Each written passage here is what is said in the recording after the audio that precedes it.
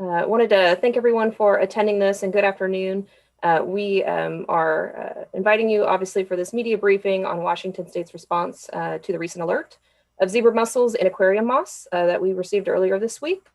This briefing is to provide information on the incident and to answer questions that are prompted by our agency's news release that was sent out yesterday. With us today, we have a panel here, and I'd like to go ahead and start off with just having our panelists provide an introduction, and then we will get started after that.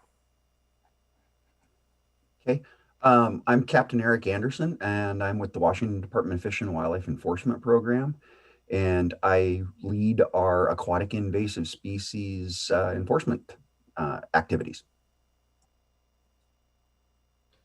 Hi, my name is Allen Pleus. I'm the Washington Department of Fish and Wildlife Aquatic Invasive Species Unit Manager. We do the overall management, prevention, early detection, rapid response, things like that. So we are on the science side of things. Thank you. Great. Well, good afternoon, everyone. My name is Justin Bush, and I'm the Executive Coordinator of the Washington State Invasive Species Council.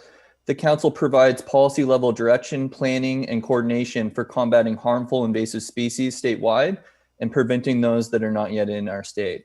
I work with all sorts of organizations that have a role in invasive species, such as tribal nations, federal, state, and local agencies, academia, industry, and nonprofits, and conservation partners. And in this instance, the Washington Invasive Species Council and its staff are just providing support to the Department of Fish and Wildlife's response to this problem. Really happy to be here. Perfect. Thank you so much. We'll go ahead and get started. We'll have Captain Anderson go ahead and give us a timeline of events leading up to today. You're on mute, sir.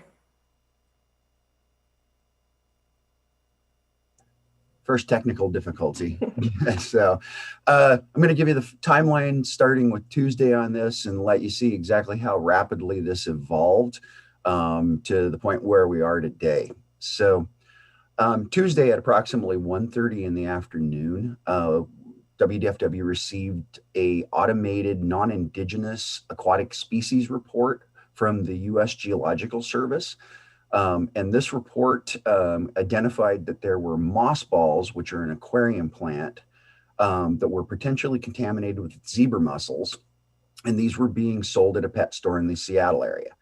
The report was a generic alert and did not contain specifics as to the location or name of the pet store.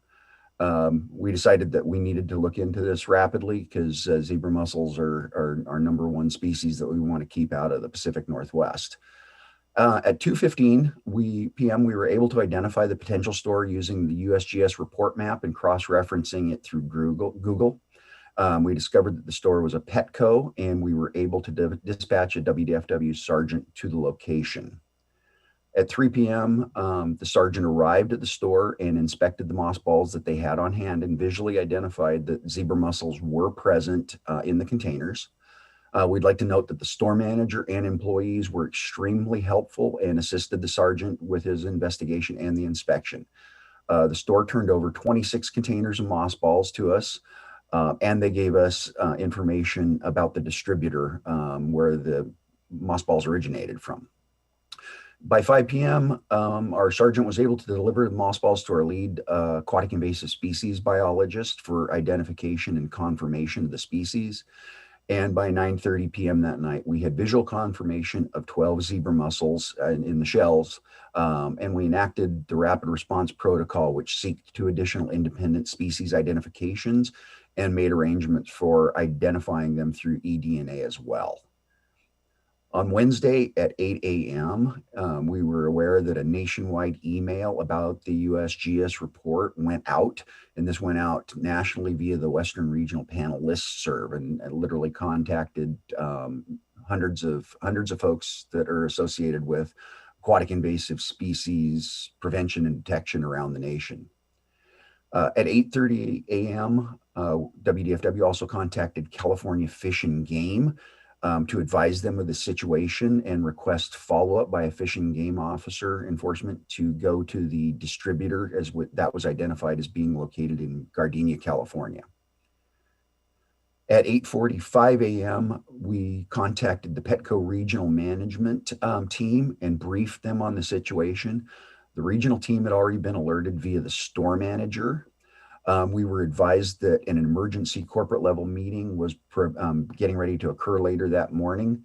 And again, would like to note that Petco has been extremely helpful, continue to be helpful, and are partnering with the Washington Department of Fish and Wildlife to address this issue.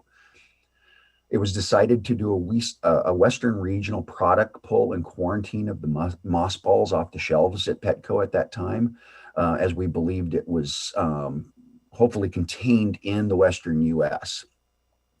At the time, Petco also requested that the Washington Department of Fish and Wildlife be an advisor to them in helping create a corporate response plan on this. At 10:30 a.m., because of the nationwide email, we received a report from Gainesville, Florida, of a Petco store where a person went in, purchased it, and there was a zebra mussel in that. So by 10:35, we recontacted Petco and advised them that this now appeared to be a nationwide issue and that the nationwide pull and quarantine needed to be discussed at their corporate meeting. By 10:40 a.m., we had additional emails coming in from Montana, Oregon, and Idaho, in which mossballs at Petco stores had been purchased, and they identified zebra mussels in those. And in 2 of those, it was also noted that the zebra mussels were alive and appeared to be viable. 11:35 a.m., Washington Department of Fish and Wildlife was contacted by Petco and advised that they were pulling and quarantining the mossballs nationwide. Petco also said they had contacted the distributor who was stopping and suspending shipments of the mossballs at that time. We also were found out that the mossballs were probably coming in from Europe or originating in Europe, and that this particular distributor may be one of the main entry points into the U.S. for these mossballs. 1:30 p.m., the Pacific States Marine Fisheries Commission, Columbia River Basin team, which we are part of, held a rapid response multi-agency advisory committee meeting where the Washington Department of Fish and Wildlife provided a detailed briefing of the situation up to that point.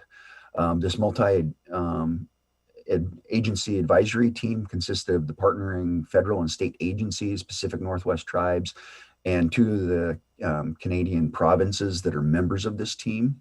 At that point, the MAC agreed and supported with Washington Department of Fish and Wildlife being the lead agency in coordinating regional communications and responses with Petco. At 3 p.m. that day, we were recontacted by Cal Fish and Game and advised that they had inspected and contacted the distributor. The distributor was very aware of the situation and had taken immediate steps to stop all incoming shipments and place a hold in quarantine on the mossballs that they had on hand. Fish and Game also inspected their holding tanks there and noted that there was evidence of zebra and quagga mussels in the holding tanks.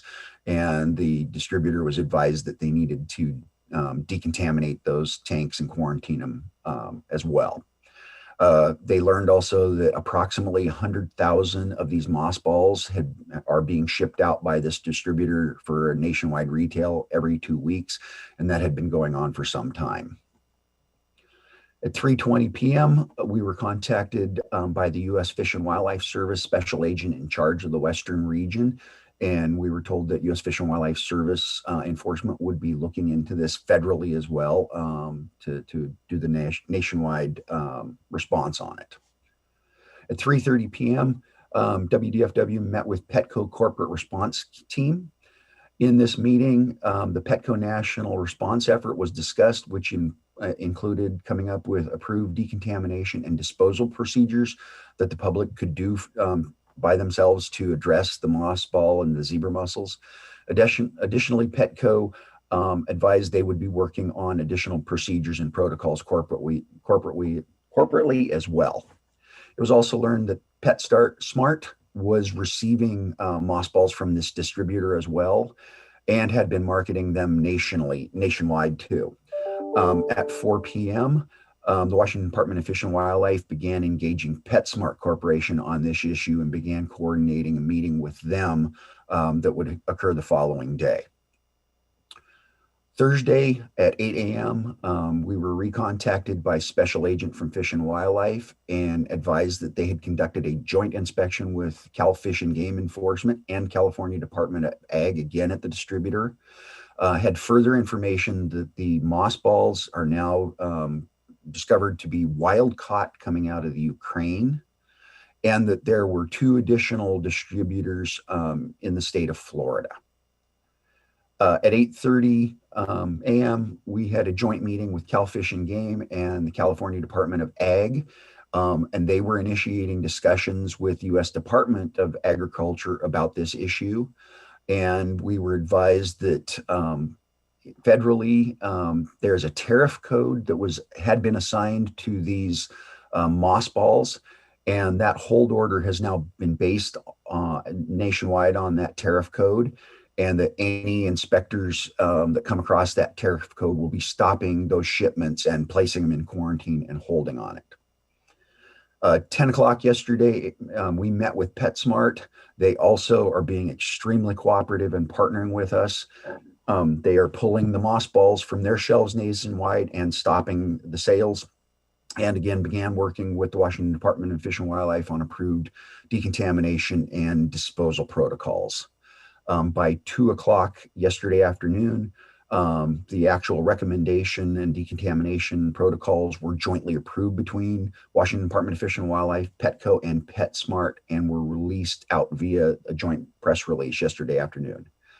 And as of today, we have been receiving information from the U.S. Fish and Wildlife Service, SAC, that they are currently partnering with Florida Fish and Game and Florida Department of Ag, and they are looking into the 2 Florida distributors as well. They have conveyed that apparently those distributors have suspended imports and shipments as well. And that is our briefing up to this point. Thank you so much, Captain. Allen, can you maybe touch on why is this important? Why are we having this conversation today? Great, thank you. Aquatic invasive species in general are a grave threat to Washington State's environment, our economy, and even human safety. Zebra mussels are a freshwater species of mussel that originated in the Eastern Europe, Central Asian region of the Black and Caspian Sea region. They first became known in the United States back in the late 80s, and that was through ballast water, large ships that brought in water from that area and dumped into the Great Lakes. From there, they've expanded pretty much nationally, except in the Pacific Northwest. The Columbia River Basin is the last large river system in the continental United States free of zebra quagga mussels, and we have a very robust program to try to keep it that way. As adults, zebra mussels get to be about the size of a quarter, and the main thing is that they can grow into 3-dimensional colonies that smother native species, and they also can clog water supply intakes and hydropower facilities. So if this species became established in Washington waters, it would quickly cost taxpayers hundreds of millions of dollars each year in mitigation costs and in higher electricity and food prices. Unfortunately, these impacts would be borne disproportionately on small businesses, tribal cultural resources, and low-income communities. The Wdfw Aquatic Invasive Species Unit applies an integrated management approach that incorporates prevention, early detection, rapid response, and control tactics. For zebra mussels and their cousin, the quagga mussel, our focus has been on watercraft transport prevention. Captain Eric Anderson runs 2 check stations, Spokane and Don Pasco area, soon to have a 3rd one up. And we also have a very robust early detection program looking, sampling waters throughout Washington State. And we've also done an extensive rapid response and control trainings for these. For zebra mussels, the quick response that you've seen as Captain Anderson's timeline shows is that we are prepared and have been working hard to address these new discoveries. This was an amazing response, the fastest response I've ever seen nationally for this type of a situation. And that's a credit to everybody's work, coordination, communication lines have already been established rapid response protocols being established, and we are basically know what we're doing in this respect. So besides zebra and quagga mussels, other priority species the department is addressing are European green crabs and northern pike. So it's not just about zebra and quagga mussels. There's a slew of freshwater and marine species out there that we address. And I would just, the fight to manage the aquatic invasive species, it requires a great deal of coordination and partnership from local to international levels. And our colleague, Justin Bush, is going to talk a little bit more about that aspect of it. Thank you. Great. Well, thank you for that. And thank you for the introduction. Invasive species are a really widespread issue. They include plants, animals, insects, and even wildlife diseases, both on land as well as in the water. And they impact our economy, our environment, our health, and our well-being. Putting some numbers to this problem, a state study assessed the potential impact of just 23 species in one single year if there was no prevention or control. And this scenario equates to 1.3 billion in damages to loss to agriculture, water infrastructure, and timber. And as Allen Pleus had said, quagga and zebra mussels are about the worst thing that we're facing. We know that it will cost the state of Washington at least $100 million annually just to keep our power systems running and our agricultural water flowing. It's a huge problem. And really, the takeaway is that anything that moves can move invasive species. Invasive plants can hitchhike on your boots. Aquatic animals can attach to your boat or your equipment. And problem species can also hitchhike on commerce, as we see in this case. It's a huge problem, and no single organization has the answer. But if we all work together, we can address it and be successful. It's worth noting that invasive species don't respect administrative boundaries or property ownerships.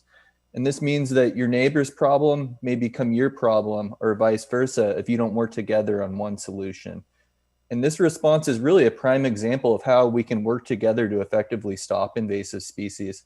In this case, is the captain mentioned, we're working with industry, we're working with the public, and every tier of government to address this shared problem. And we're taking steps to ensure that it doesn't happen again.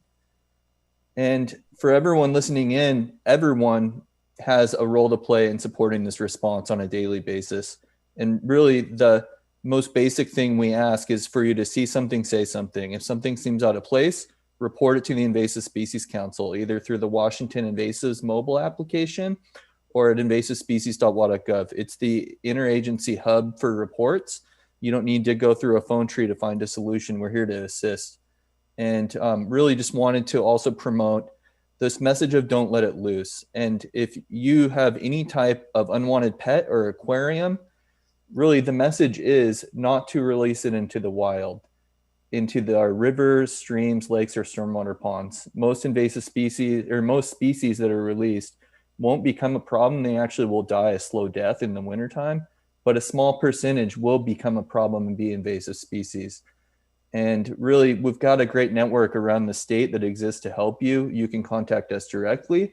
We also have over 150 facilities of pet rescue centers, animal pet stores, as well as veterinarians that are on an interactive map where you can make direct contact to get assistance in your local area. But not to say we don't, or trying to promote that you don't call us. Give us a call. We're happy to help. We're here to help you. And really the message is we want you to deal with any unwanted pet or aquarium the right way. And that's not by releasing it into the wild, especially in this case. Back to you, Becky. Thanks, Justin. Those are really valuable resources that I hope that we can help share and provide for the public if they are concerned on multiple levels of potential invasive species. So with that, we'll go ahead and get started on some questions. We did receive questions here from several media outlets, so I am going to go ahead and get started on asking those. We'll go ahead and start out with our first question from Matthew Smith over in Cairo. It's against the law to release non-native species into state waters through intentional or unintentional means. obviously. Is there any enforcement or punishment mechanisms currently in place for this incident? I'll field that one. Yes, he is absolutely correct. Under the revised Code of Washington, particularly 7715.811, which is unlawful use of an invasive species in the first degree, this could be punished as a Class C felony or prosecuted as a Class C felony. In this case, we are not interested in pursuing any enforcement action against Petco or PetSmart. This was a inadvertent mistake. Nobody actually foresaw that zebra mussels could come in on this product. And right off the bat, they both immediately have partnered up with us in trying to address and nullify this threat. And so that goes a long ways. No, we do not want to vilify or persecute Petco or PetSmart in this. We're partnering with them to take care of this. And this is also then going to open up communication lines with the pet industry. In the invasive species field, for years, there has been discussions about wanting to engage the industry because it is believed that it can be a vector, just like Justin was talking about people dumping out their aquariums or letting loose, exotic pets that were, and this now opens up a chain of discussion with the pet industry, all the way back to the acronym is PJAC, but it is the main association of the pet association in America. And this is going to open up that dialogue, and going forward from this is going to be much more beneficial than trying to criminally punish somebody in this case. Perfect. Thank you. If any of the other panelists, Alan, did you have something you wanted to add on? Yeah, I just wanted to add on, Eric was talking about Petco, the distributors and those such, but also the law is specific to say that, the private citizen is not allowed to actually possess any of these prohibited species. And again, this is not something that the department wants to go out and try to use enforcement in that area. We are requiring or asking people to voluntarily work this.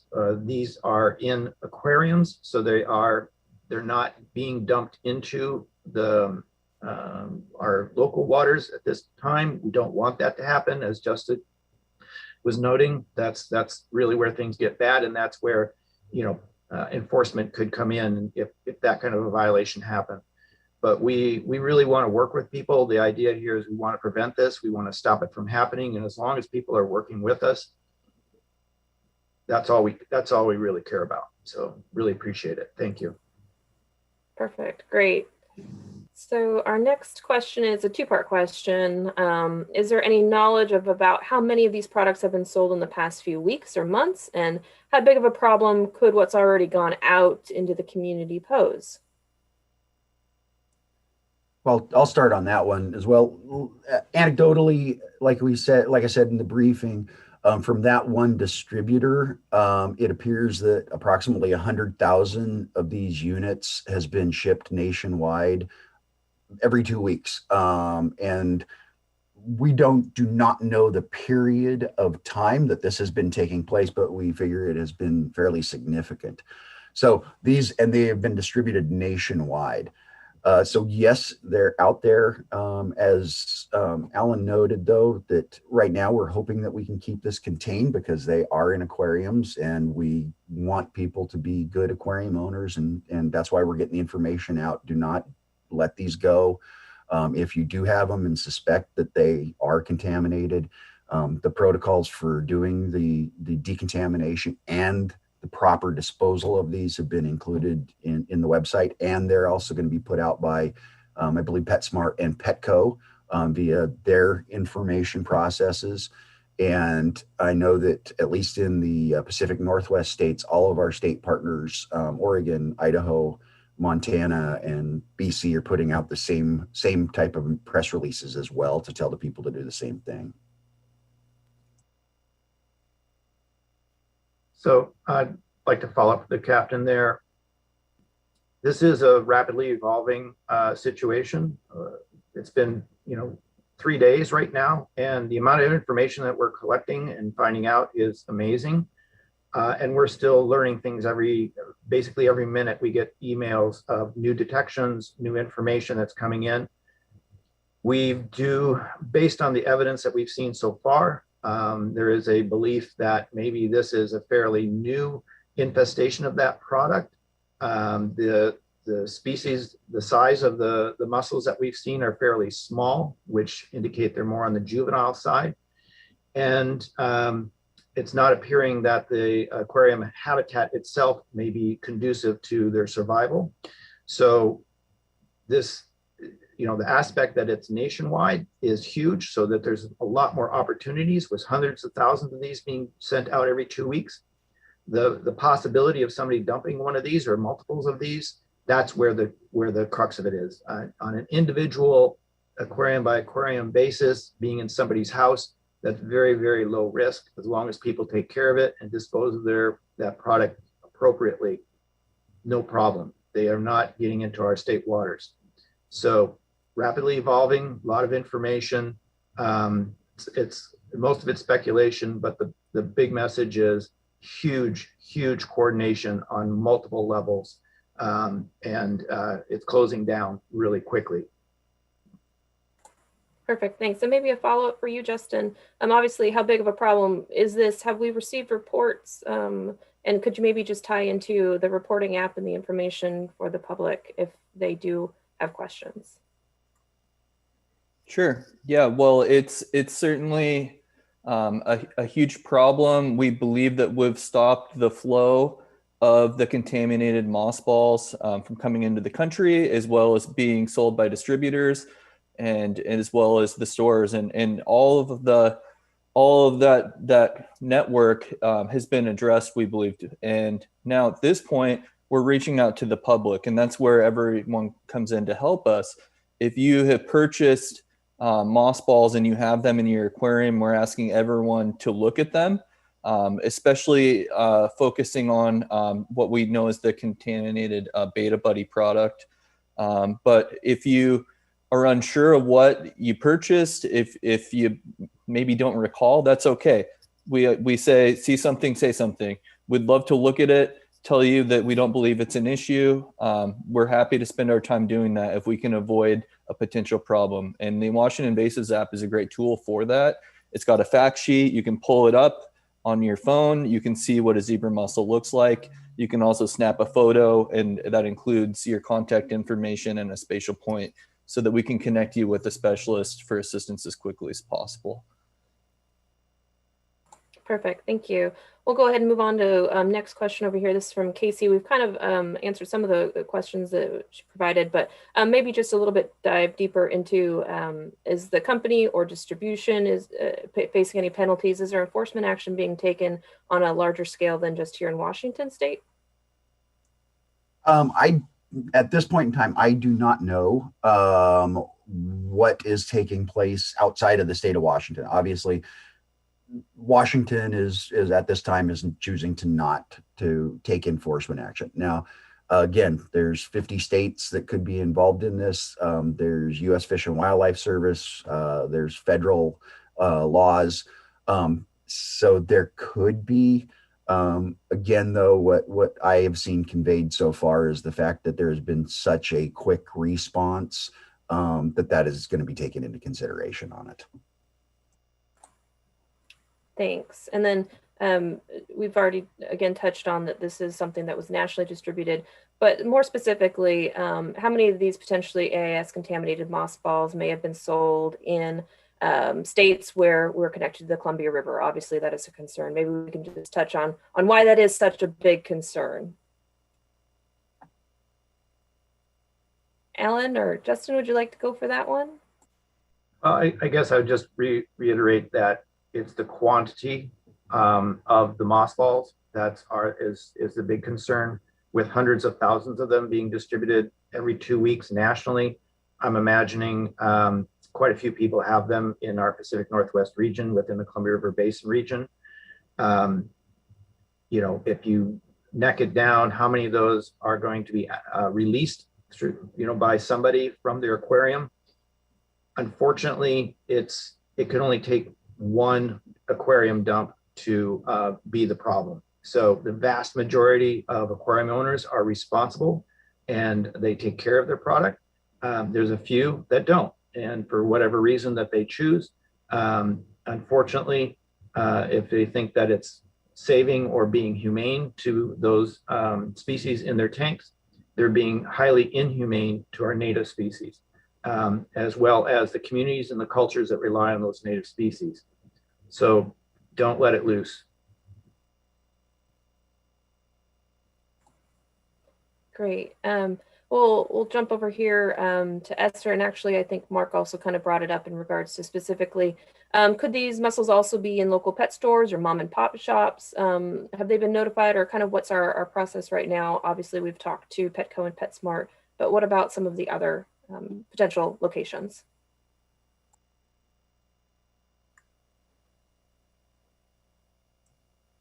I think, Justin, you have the, I believe you have the regional, the pet serve that has been worked with the Invasive Species Council. So I think that's one of the things that we've identified as reaching out. Yeah, and this really is a great example of where an Invasive Species Council can add value, because we have relationships and networks that are established and made well before there's a problem. And when there is a problem, immediately we have this great group to tap. And for years, we've had a relationship with industry and with pet distributors, and they've been great partners all along the way.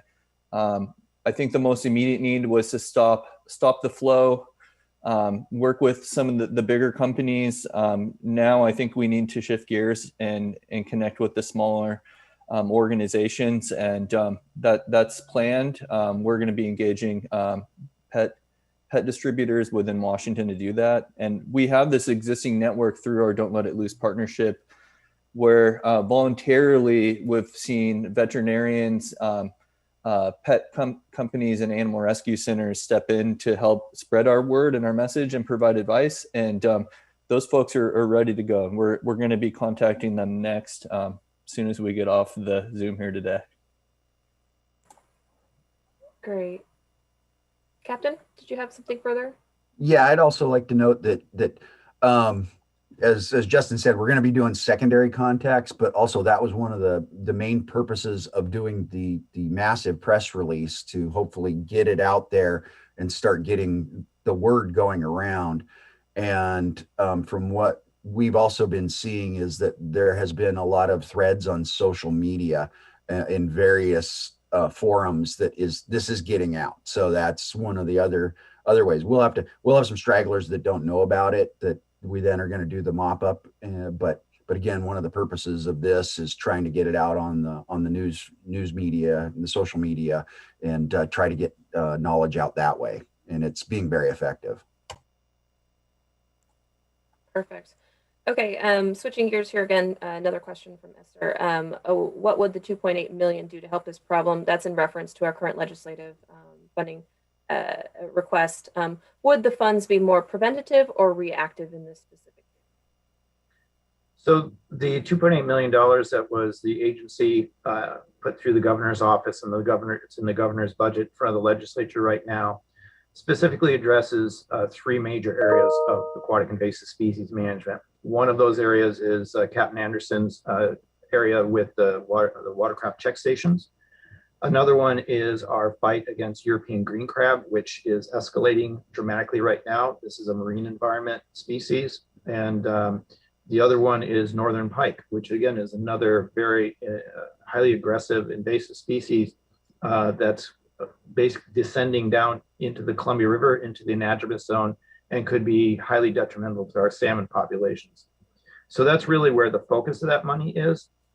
Back in 2017, working with the Invasive Species Council and with the legislative appropriation, we did have a report published from the Funding Advisory Committee that basically said to have a really robust aquatic invasive species program through DFW, that would be about a $10 million program. So, you know, $2.8 million is incredibly important, but it's actually backfilling some of our baseline costs that we are having shortfalls with right now. So in respect to this particular situation, we are dropping what we, would normally be doing at this time of year and focusing on this aspect. And we do not have the capacity to follow up. As Captain Anderson has said, this is a wonderful opportunity to really engage the pet aquarium industry. We could make huge headway here, but that requires resources, time, money, staff, etc. And I also just want to put in a quick plug that this is Washington State is the leader, is providing a lot of leadership on this nationally, doing a lot of investigation. We were ground zero and we handled it really, really fast and quick and engaged the other staff. The other part is our Department of Fish and Wildlife was one of the few leads in actually having a joint enforcement and prevention program. There's a few other states that have that now, but having the ability to have enforcement lockstep with us is huge. And their expertise and their knowledge of this has taken this much further and faster than we could have done otherwise. So really kudos to the state legislature for providing that kind of funding and that foresight to have engagement with enforcement with the prevention. So appreciate it. Absolutely. Kind of switched a little bit here, gears. So this, we've kind of touched on this, but how severe was the discovery? How quickly can things go from bad to worse? I think we've kind of alluded to how bad it can potentially be. We're trying to avoid that for sure with what we're providing here. And how fast do people need to act to ensure this small discovery doesn't get out of hand? I could start out with that. Again, as an aquarium product in homes without any access to, being let loose into our wild, it's a minimal risk to our state waters. But if we find that this product is being used for other purposes, if they're actually being sold for, say, backyard gardens, ponds, or golf course ponds, or some other place where access to our state waters is highly likely, if not, during the summer, but maybe in the winter when you have flood events and such like that, that would escalate this situation dramatically for us. But at this point, our knowledge is that this is an aquarium product, and our main concern is the quantity that are out there and the likelihood that one or two or people will dump that into our state waters. That's our big concern right now. Great. Justin or Captain, did you have any other points you wanted to make? Just reiterating, as we've said, and the don't let it loose. Again, it's imperative that the public, we want people to have aquariums, but we also want to make sure be good aquarium owners do not dump these out. And there are cases where it has happened. We have goldfish that are reproducing in Lake Washington. Obviously, they came from aquariums. So again, this is imperative with this particular message. Folks, start being good stewards of the environment and being good pet owners. Don't let these things out. There's ways to humanely deal with them if you don't want your aquarium anymore. A lot of the pet stores will actually take the fish back, or you can, another aquarium owner can take them. Or there's ways that are through the American Veterinary Society to humanely euthanize your aquarium animals and fish. The big thing is just that responsibility to do that. Particularly, there's so much at stake in our state with regards to this particular species, and the fact that the Columbia River is the last great river basin in America that does not have zebra quagga mussels. And it is the river basin that absolutely has the most to lose on it. As we've talked about, it will affect every Washingtonian, every person in the Pacific Northwest.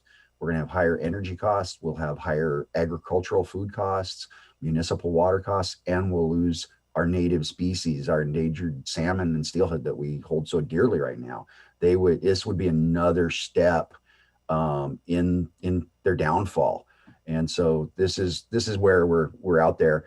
We know this is a threat. We're pleading with the public, step up and do the right thing.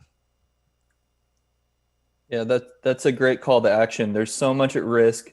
Our recreation, our economy, our environment, things that we're not going to be able to fix. If you believe you have these balls, spend the time to manage them the correct way, because odds are good that we're not going to be able to clean up this mess if they do escape. And, we've got one chance to do this and stop this. And it really takes all of the folks in Washington working together to do it. So we really need your help to be successful and are pleading for your help. Absolutely. And to find those protocols, they are on our Washington Department of Fish and Wildlife website under Hot Topics. It'll be right there as well. So if you have additional questions or concerns on what you should do, we have that information provided available. Additionally, we are all working alongside all of our partners. And thank you, Justin, and the group that we've worked alongside. We have a good network of people here to help and assist. So please ask before, again, dumping or letting loose. So their next questions come from Hannah. How many states have been affected by this issue so far? And maybe we can just say, how many states do we think, or how many have actually confirmed at the moment? I believe right now, like I said, we have confirmation from Florida, Oregon, Washington, Idaho, Montana. I have a report out of New York, and we received a report from Pennsylvania as well. Have not been checking the emails since we've been doing the press conference, so there's probably more at this time. Yeah, I would say it's sort of like watching a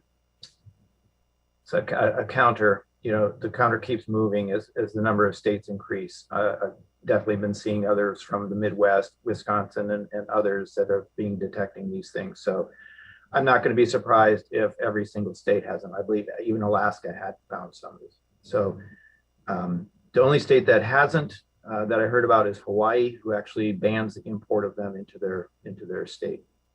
So unless the state has already a ban on it, I don't see that they're not going to get it, this product. Okay, yeah, unfortunately, it looks as though this is the potential for a national. So the last question I have here is, how many brands of mossballs are involved in this issue? Are there other brands, or if someone has purchased a mossball that was not that Betta Buddy, should they also be concerned? The only ones that we know so far are the Betta Buddy, and I believe it's Marimo is how they pronounce it. However, with that being said, knowing that 100,000 of these were coming out from one distributor alone, and they were providing to PetSmart and Petco, and there's two other distributors out of Florida, there's probably other brand names as well. The other thing that we, and I didn't get to include, is what we learned is how these things actually are processed is apparently they're harvested wild in the Ukraine. They dewater them slightly for shipping. So they put them in containers, but they remove some of the water because water costs money to ship. Then when they would get to the distributor opens them up, rehydrates them in their tanks, and then rebrands them and packages them up for shipping to the retailers. So I would have belief that there's probably other brands involved in this that we do not know at this time. And so what we're blanket asking is, if you bought a mossball, it doesn't matter what brand, let's take a look at it. On our website and on the website with the Invasive Species Council, we have identification pictures of zebra mussels. And so take a close look at the mossballs that you may have. And just to note that those mussels could be very small. So don't be surprised. Don't be looking for ones that are a quarter. Don't look at, even a dime size. That's a pretty big one that we've seen in the reports. We're seeing things down to the size of a grain of sand even. So that's the area that we're dealing with at this point. And there could be other organisms in there that we don't know. These, as the captain said, these are wild harvested. So whatever was in the water column is in those algae balls. And so we're also very concerned about other invasive species that could be contained in there. And this is, again, rapidly evolving. We're trying to understand the situation, but that's one of the aspects that we have to think about. If there's this one, there's probably other ones. What's there? What are the risks? Great, thanks. So I see that that's what we have so far for questions. I wanted to go ahead and maybe give it over to Justin if you have any other further closing remarks or comments that you'd like to make sure that we provide at this time. No, I'd really like to commend the Washington Department of Fish and Wildlife for this great job. They've been the leads in national response, and it's really been an honor to be supporting your efforts through the Invasive Species Council. So thank you for what you're doing. The nation owes you some kudos, with no doubt. So with that, we're here is the council to support you in whatever you need, and we will continue doing that. And all state and federal and local agencies that are members of the council have been contributing. And it's really truly a story that no one organization has the solution. It's only by working together that we're going to solve it. And through industry and all the different partners, we are addressing this issue. But there is more to come, obviously. Absolutely, thank you, Justin. Captain? I'd like to reiterate exactly what Justin said, but going back with the Invasive Species Council, and it's a partnership between the Department of Fish and Wildlife and the Invasive Species Council. They're lockstep with one another. They're a team. I also want to give kudos to this entire team that's on this panel, because you're looking at the 4 people that have really been involved in this for the last 72 hours, coordinating responses, talking to, setting up the meetings with industry. This has been a nonstop whirlwind of meetings and phone calls and gathering information and making connections. The AIS team in Washington State, again, reiterating it, it's a good program. It's a really good program. Thank you, Captain. Allen?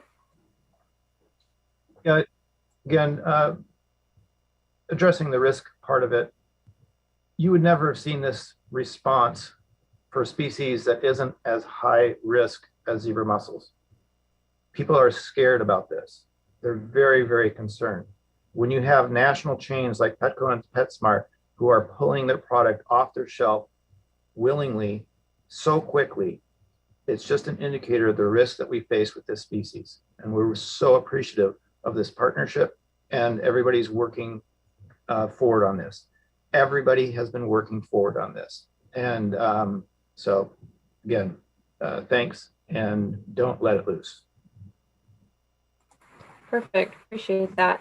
And just to reiterate, all the information on what you should or should not do in regards to properly taking care of these moss balls is located on our website. Additionally, if you have any other questions or if there were questions to the media, feel free to reach out to myself. It's all included on the news release as well as on our website of the information to get a hold of us. And if we have any further updates, obviously we will in real time provide those when appropriate. So with that, I think we've covered everything today for our media briefing. I'd like to really thank Alexis, who spearheaded the entire Zoom call today. And I'd like to thank the people that have viewed in to listen to this important message. So with that, we'll get back to our rapid response team and we will update accordingly. Thank you.